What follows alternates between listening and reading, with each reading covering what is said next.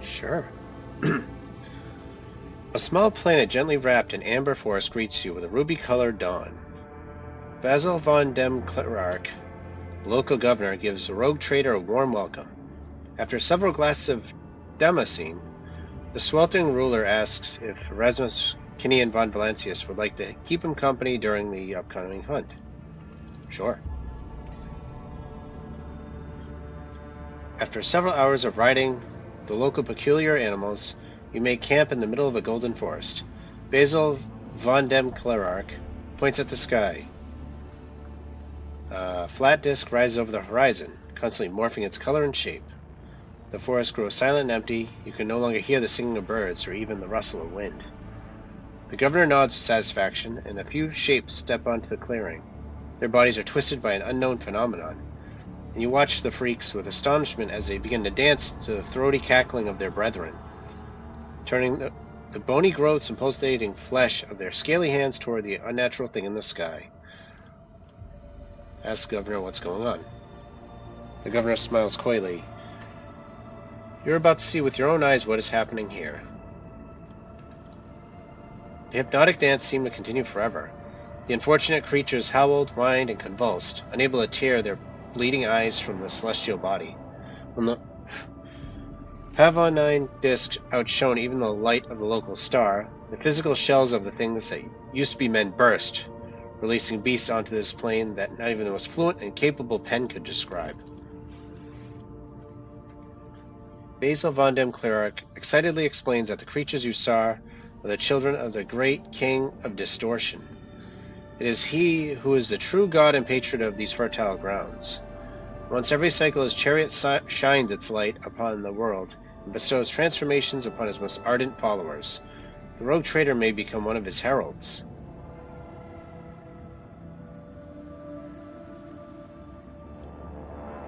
Hey, we're not supposed to do that, are we? No. Shoot him.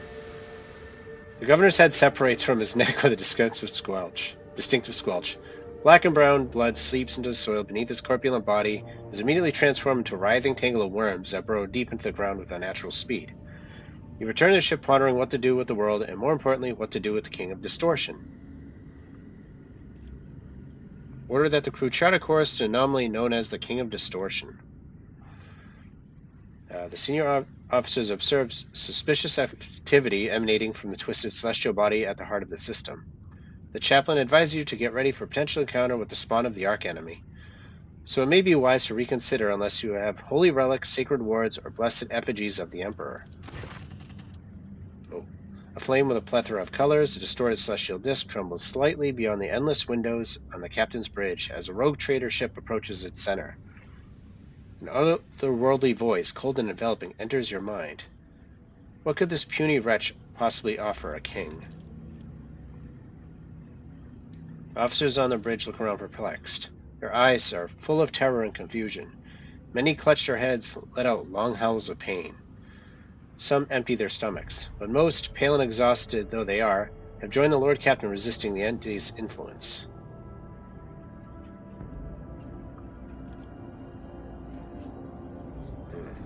Command the entity to release the minds of the Amber Worlders from its grip. The king's mocking laughter rings in your ears. A deep red trickle runs slowly from your nose and over your lips, leaving an aftertaste of salt and metal.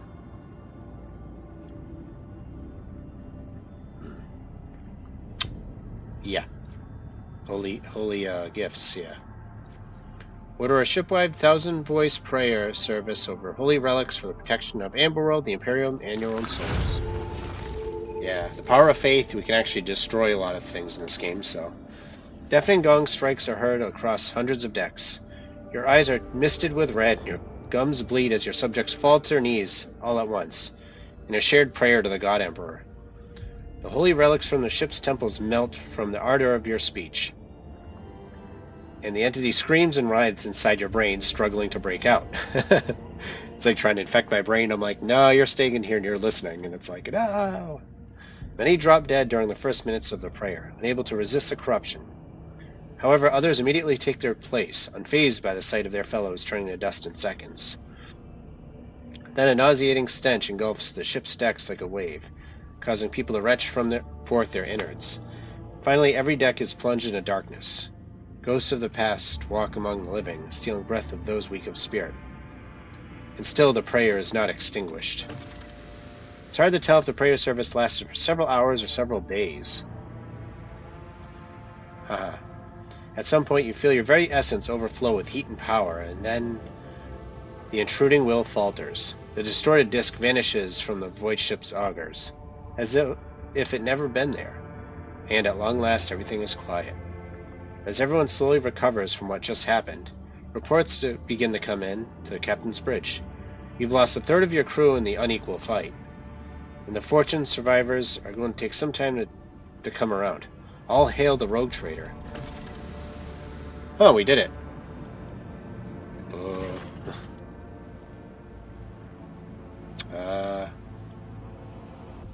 I am the king of Amberworld. Oh. Nice. From that moment, the world belonged to the rogue trader alone.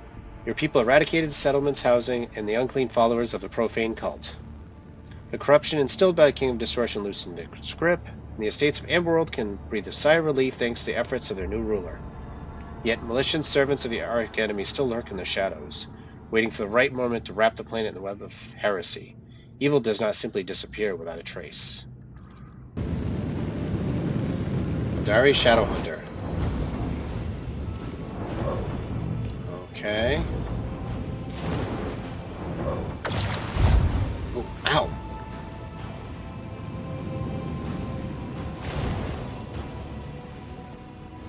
Alright, so we have 2 here. 8 enemies. Oh, and their torpedoes. Gotcha. Ugh.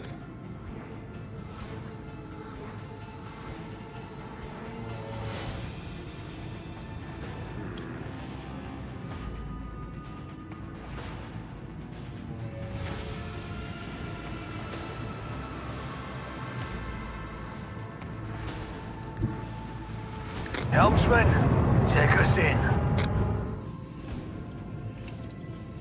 Salvo!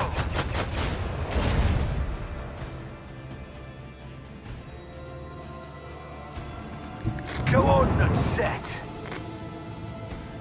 Lance battery, volley. With the force of a supernova. Torpedoes away! Ooh, I know. Whoop, strafe.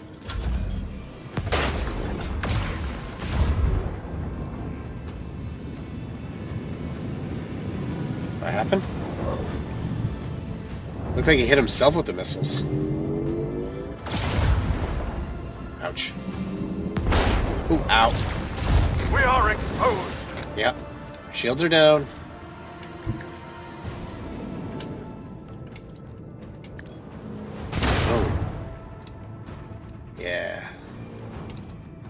Turn the ship around.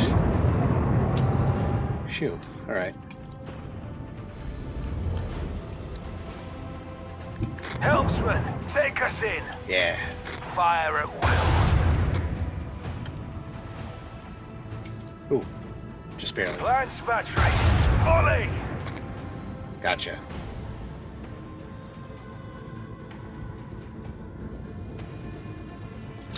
That's it.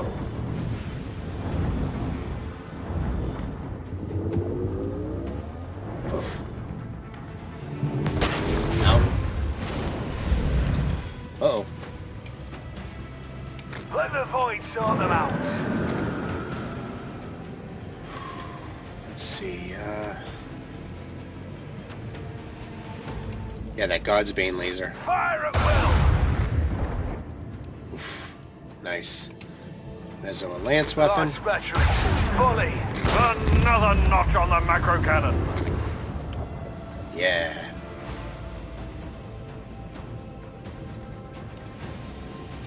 Coordinates set.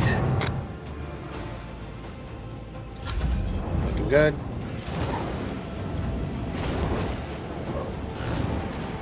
Uh-oh. Oh, they missed. Oh.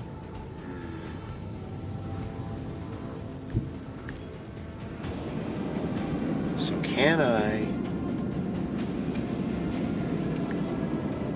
Oh, nice.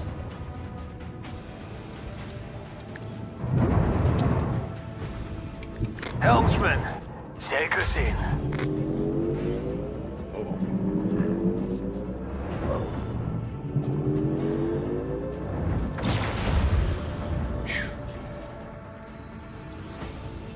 Torpedoes, away!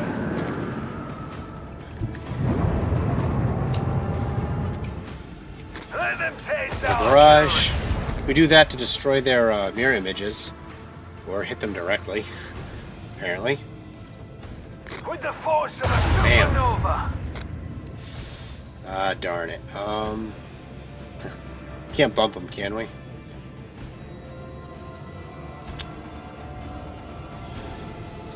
Alright, fair enough.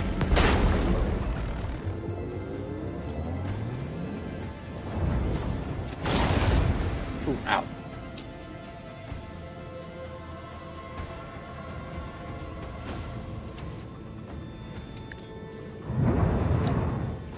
Coordinates set. Dang it. Lance battery, volley! Fire at that.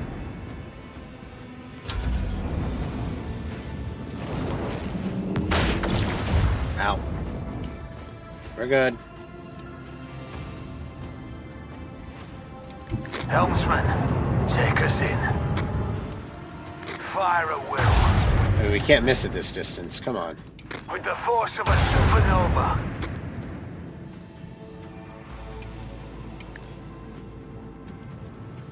Yeah. Make every shot Bam, bam, count. bam, bam, bam. We did it.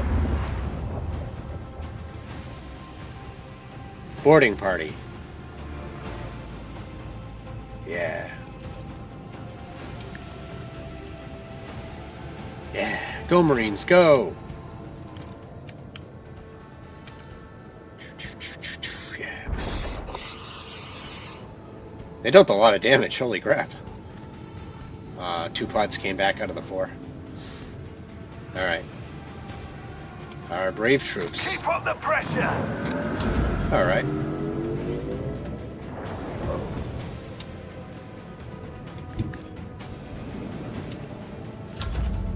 Ooh, yeah. Argenta, control it. Ah, dang it. Oh, that was lame.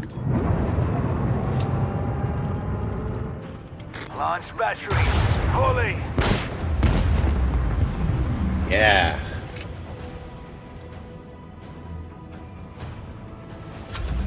Yeah. They don't have a controller, so... A barbaric display. I'm surprised we survived. Intact solar sails. Wraithbone fragments. Upgrade.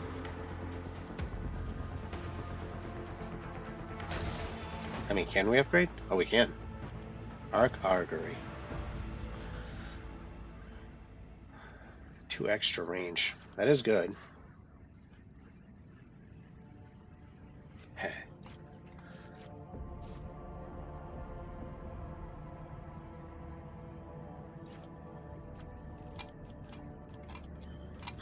We're running out of abilities to gain.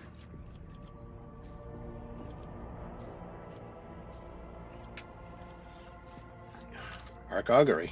Alright. Improved RAM?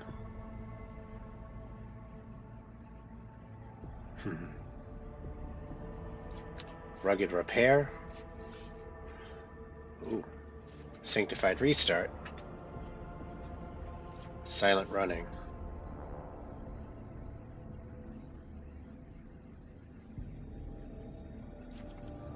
Steady Hand.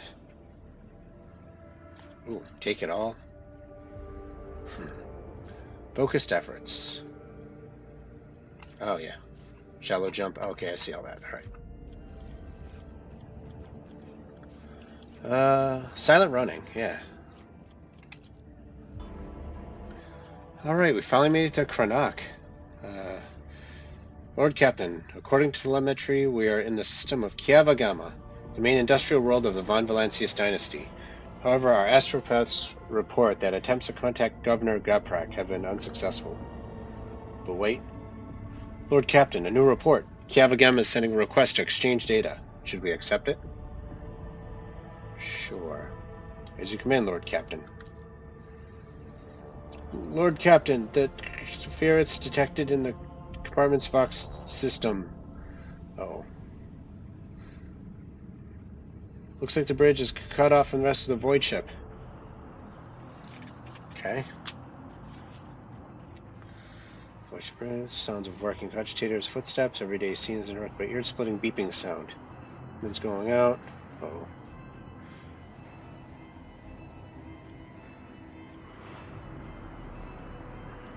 Decipher them. Proceed. A team of decryption experts gets to work. Data tethers are inserted into sockets as they connect to the cogitators. One of the Vox clerics leans over the console, another is writing something on a piece of parchment, but then she bursts into maniacal laughter and stabs herself in the eye with a steel quill. Another scream, a tech priest, who is in mid-prayer, tears himself to pieces with his own mechadendrites. More and more lunatics are mutilating themselves and lunging at others. Portion of picked recording damaged after contact with an unknown object. An enforcer shoves a rabid servitor away from the Lord Captain as he...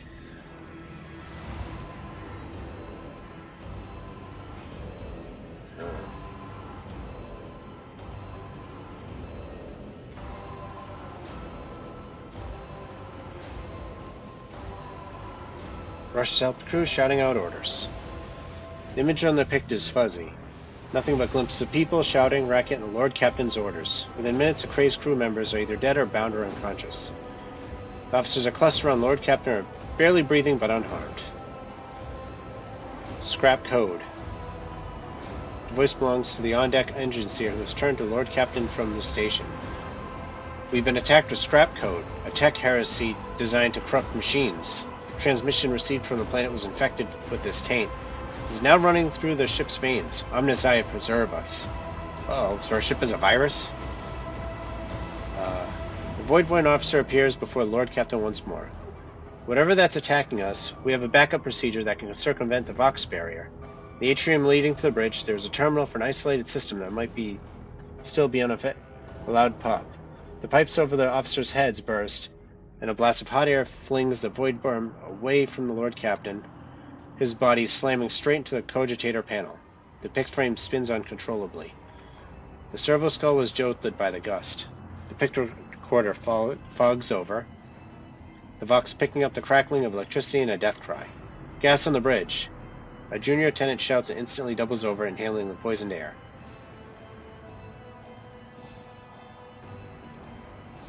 Evacuate immediately. Bring the plasma cutters, get the wounded to the exit. Alright. Leaning on a support beam, the rogue trader takes several deep breaths, trying to flush his lungs with air. As he straightens, smooths uniform, heads towards a goal known only to him. The servo skull follows. Ooh. Atrium is in a state of panic. Silhouettes skitter about in the dark hall, illuminated only by the flickering of emergency lumens. Curt orders and someone's feverish words of prayer can be heard. Having lost all communication, the beheaded ship is writhing in agony. It takes a while for the Lord Captain to find the cogitator mentioned by the fallen officer. The panel is isolated. The terminal is riddled with cracks and bloodstains. And on the floor by the terminal, Tech Priest is lying in a heap with his head smashed and technical liquids mixed with blood oozing out from the ports. The Lord Captain decides to take his chances restoring the terminal. Oh, good. Whew. So power key off the Tech Priest's mechadendrite and opens the cover on the terminal. Sparks fly into his face, but he's confident in his manipulation of the tangled wires and clanging levers. After replacing the cover and ensuring that the system is restored, Lord Captain brings up the required data on the screens. The maintenance bay is sending out hundreds of desperate distress calls that have gone unanswered up until now. When the machines went out of control and started turning people insane, others, driven by some hateful and paranoid logic, started butchering the servants of the Adeptus Mechanicus. The Tech Priests have sustained heavy losses, but the remains of the cult are still holding the line. Out of everything that's happening on the ship, the situation in Maintenance Bay is the direst. Lord Captain knows where help is needed most. He decides to Heading to Baines Bay himself. Already cornered the priests from the other side and are about to execute them. Lord Captain stands between the angry mob and the tech priests, his sheer presence already giving the crowd pause. Harshly cutting off any objections from the crew, the rogue trader orders the officers he gathered on the way escort the mutineers out and set up a guard post outside the bay. Okay. Whew.